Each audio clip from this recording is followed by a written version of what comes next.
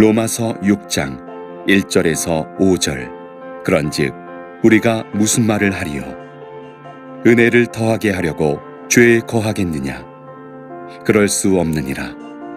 죄에 대하여 죽은 우리가 어찌 그 가운데 더 살리요? 무릇 그리스도 예수와 합하여 세례를 받은 우리는 그의 죽으심과 합하여 세례를 받은 줄을 알지 못하느냐? 그러므로 우리가 그의 죽으심과 합하여 세례를 받음으로 그와 함께 장사되었나니 이는 아버지의 영광으로 말미암아 그리스도를 죽은 자 가운데서 살리심과 같이 우리로 또한 새 생명 가운데서 행하게 하려 함이라. 만일 우리가 그의 죽으심과 같은 모양으로 연합한 자가 되었으면 또한 그의 부활과 같은 모양으로 연합한 자도 되리라.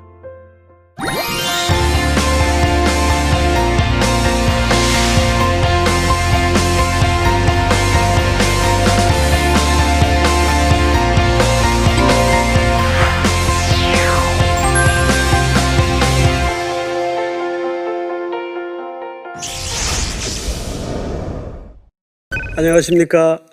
삼일교회 송태곤 목사입니다. 오늘은 생명 안에서 사는 방법이 어떠해야 되는가, 또 어떻게 해야 생명 안에서 우리가 살 수 있는가, 여기에 대해서 여러분들과 말씀을 좀 나눌까 합니다. 오늘 주로 다룰 범위는 로마서 6장 전체가 되겠습니다. 특별히 지난 시간 배운 내용 중에 여러분들이 오늘 공부를 위해서 꼭 기억해야 될 사실 하나가 있죠. 지난 시간에 홍해를 중심으로 설명을 드렸던 거 기억나죠? 자, 우리가 홍해를 사이에 두고 애굽과 가야 될 가나안 땅 양쪽에 입장을 한번 조명해 봤었어요. 예를 들어서 이런 거죠.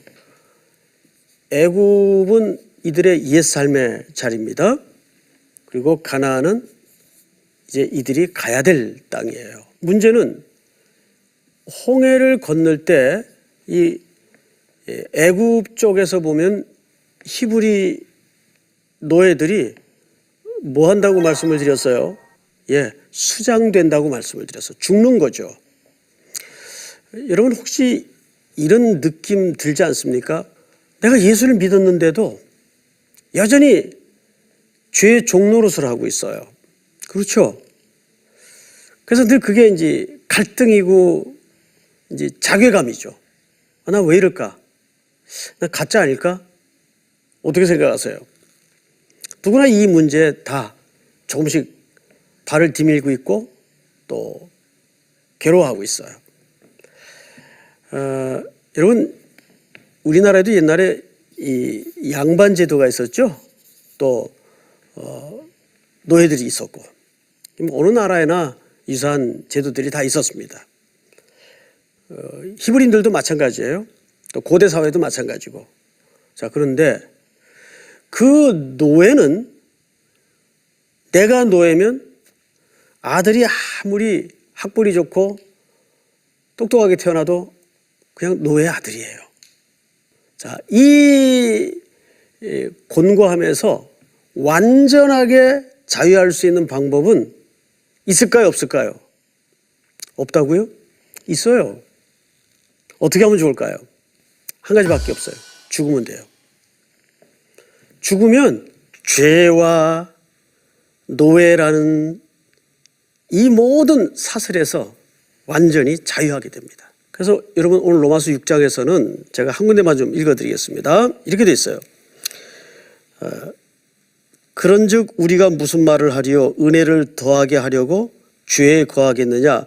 그럴 수 없느니라. 죄에 대하여 죽은 우리가, 뭐에 대하여 죽었다고 돼 있죠? 죄에 대하여 죽은 우리가, 이렇게 돼 있어요. 여러분, 이미 우리는 죄에 대해서 죽은 자예요. 자, 그러면 시신을 놓고 한번 생각을 해보자고요. 여기 시신이 있어요. 시신을 무슨 쇠붙이 같은 걸로 건드려도 반응이 없죠. 왜? 죽었기 때문에. 여기에다가 뭐 그럴 리는 없겠지만 1톤짜리 무거운 걸 한번 얹어보세요. 전혀 반응이 없어요. 왜? 죽었기 때문에.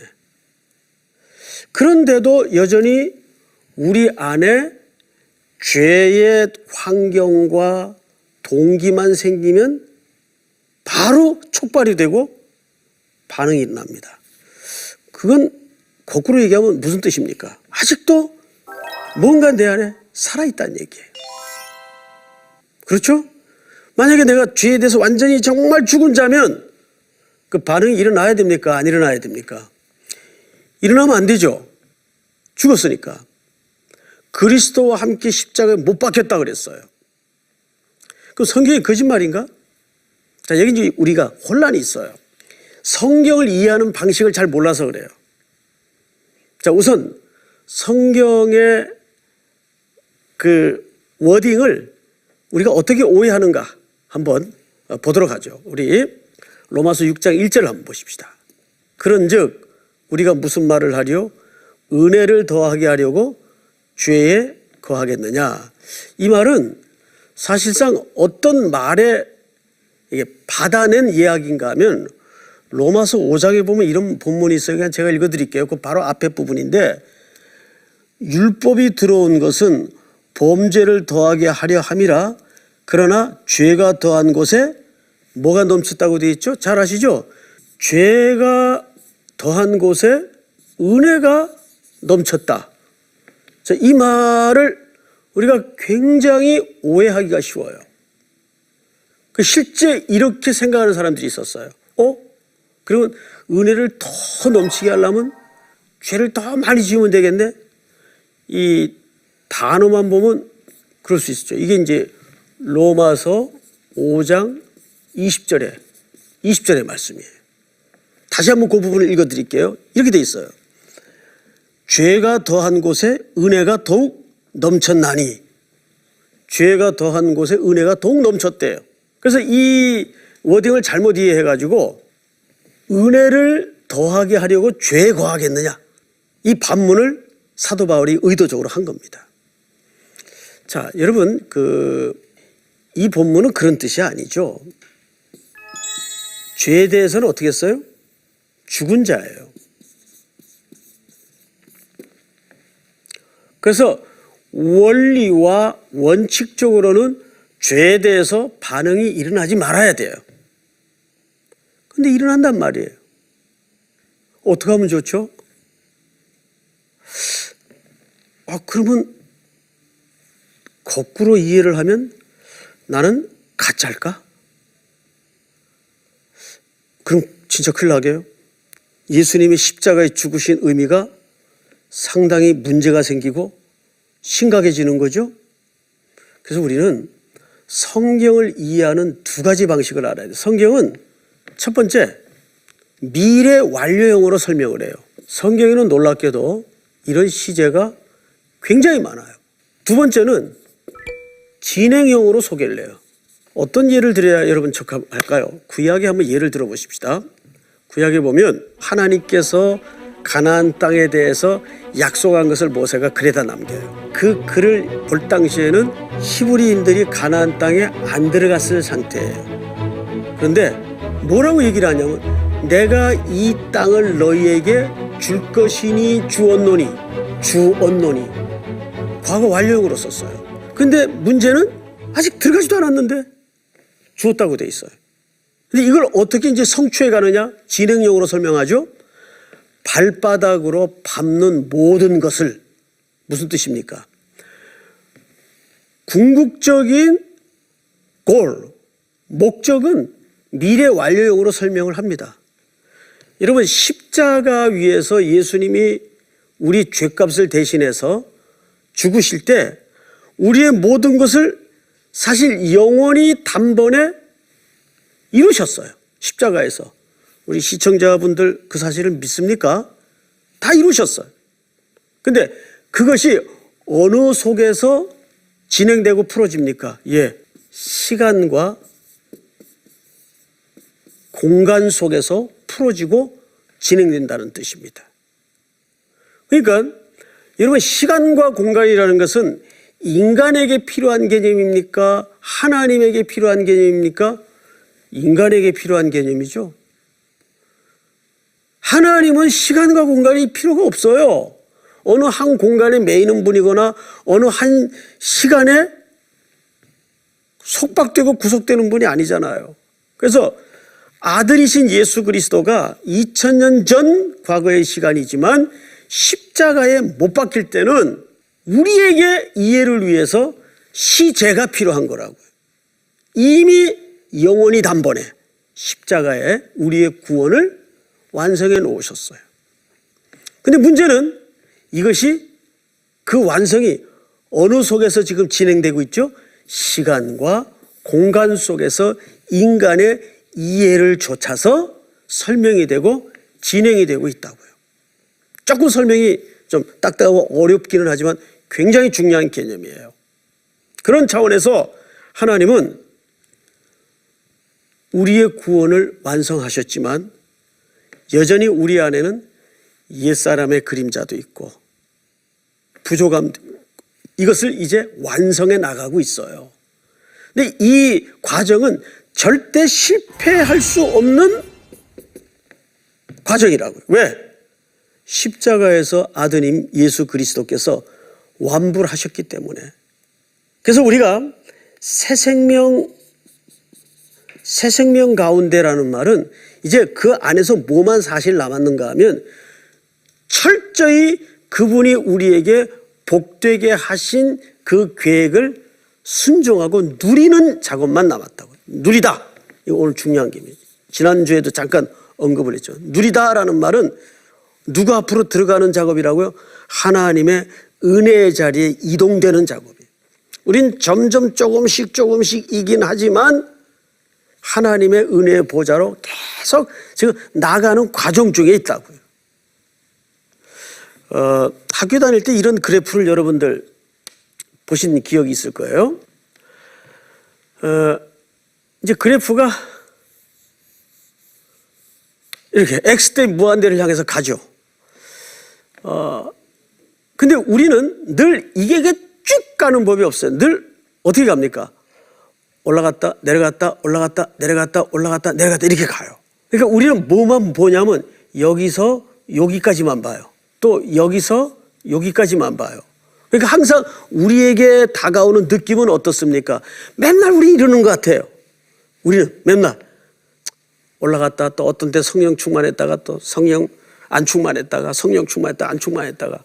그런데 하나님의 손길과 그리스도의 구속의 은혜에 붙잡힌 사람은 하나님의 커다란 구원 계획 속에서는 X대 무한대를 향해서 이걸 단진동이라 그러죠. 지금 뭐예요? 가고 있는 거예요, 사실은. 근데 인간의 인지 속에서는 X대 무한대를 향해서 가고 있는데 우리가 느끼는 범주는 늘 여기하고 여기서밖에 못 느낀단 말이에요. 그러니까 늘 우리 신앙생활이 매일 그저 그 자리 같아요. 들쭉날쭉하는 것 같아요. 단진동만 느끼는 거예요, 우리는. 인간의 한계 때문에 하나님의 커다란 구원의 그래프를 못 보고 있는 거죠. 이거는 어디서 지금 진행되고 있는 겁니까? 시간과 공간 속에서 여전히 하나님의 불같은 열심 속에서 일관된 사랑 속에서 진행되고 있다는 것을 놓쳐서는 안 되는 거죠. 자, 또 하나 여기 우리가 이제 문제가 뭐냐면 2절을 보십시다. 그럴 수 없느니라 죄에 대하여 죽은 우리가. 그러니까 여러분, 우리가 여전히 죄 가운데 있지만 원칙적으로는 죄 가운데에서 우리가 죽었어요, 안 죽었어요? 죽었다고요. 근데 이게 지금 사실상 그 완성의 자리를 향해서 진행 중에 있다는 사실입니다. 우리 다음 3절을 한번 볼까요? 무릇 그리스도 예수와 합하여 세례를 받은 우리는 그의 죽으심과 합하여 세례를 받은 줄 알지 못하느냐. 자, 이게 놀라운 얘기가 뭐냐면 예수와 합해서 뭘 받아요? 세례를 받았어요. 또 그리스도의 죽으심과 합하여 뭘 받았어요? 그러면 여기서 예수와 합하여 세례를 받았다는 말은 무슨 사건입니까? 십자가 사건이에요. 예수님이 십자가에 우리를 위해 죽었어요? 대신해 죽었어요? 이거 달라요. 위해 죽은 게 아니라 우리를 대신하여 죽은 거예요. 그러니까 십자가에 예수님이 죽으실 때 우리를 묶어서 같이 못 박았다고요. 그러니까 원리적으로 틀림없이 우리는 그분과 함께 십자가에서 죽은 겁니다. 여러분, 이 사실을 깊은 신앙으로 고백해야 돼요. 그러니까 내 안에 여전히 죄가 있는 것은 이것이 시간과 공간 속에 그 궁극적인 완성의 자리를 향하여 지금 진행되고 있기 때문에 아직도 일어나는 일일 뿐이에요. 이건 틀림없이 마무리되고 완성될 내용들입니다. 왜냐하면 고집과 고집이 부딪히면 누가 이겨요? 예, 고집 센 사람이 이겨요. 그러면 인간이 고집을 부려야 몇 년 부릴 것 같아요? 예, 옛날엔 7, 80년인데 요즘 8, 90년 부린다고 합시다. 기껏해야 8, 90년 고집 부려요. 근데 하나님의 고집은 어때요? 성경에 하나님 별명 하나 여러분 기억나는 거 없어요? 영원하신 하나님. 8, 90년 인생이 영원하신 하나님의 고집 앞에 견뎌낼 수 있어요? 하나님의 고집은 우리를 한번 택하시고 작정한 이상은 아무리 우리가 저 시궁창에 가시덤불 속에 들어누워서 엉망진창으로 살아도 끝까지 기다려요. 왜 그런지 아세요? 제가 그 답을 지금 얘기하면 웃을 거예요. 본전 생각나서. 본전? 구원에 무슨 본전이 있었나? 있죠. 우리를 값주고 사기 위해서 십자가에다가 뭘 지불하셨어요? 아들 예수 그리스도를 지불했어요. 근데 그런 거래를 거래라고 표현합시다. 그런 거래를 하나님이 아예 아니면 말고 이런 마음으로 시작하실 것 같아요? 절대 그럴 수가 없죠. 아들을 내어놓으신. 그래서 여러분, 구원은 누군가 이야기처럼 절대 공짜가 아닙니다. 구원을 누가 공짜라 그래요? 구원은 아드님의 어마어마한 생명의 가치가 십자가에 지불된 놀라운 사건이에요. 그게 우리에게는 거저 임했기 때문에 구원을 공짜로 오해하죠. 우리의 구원을 위해서 십자가에 지불된 값은 환산이 안 되는 값이에요. 근데 그걸 하나님이 아니면 말고 대충 하다가 끝내요? 그럴 수 없는 거죠. 우리 이해를 돕기 위한 개념으로 본전 생각나서라도 그렇게는 안 합니다. 끝장을 보시고 말죠. 그걸 성경에서는 뭐라고 얘기했는가 하면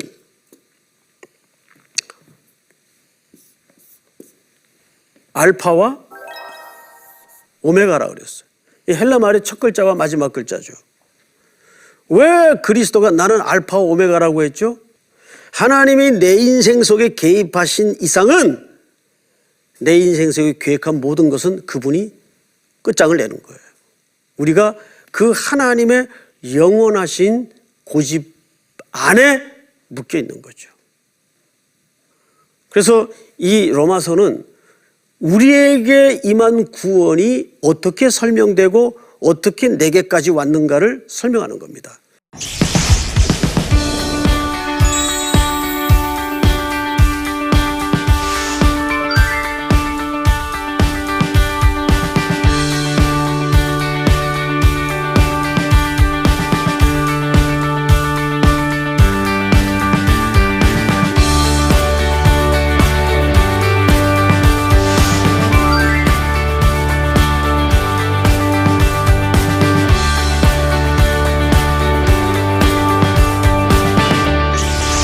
여기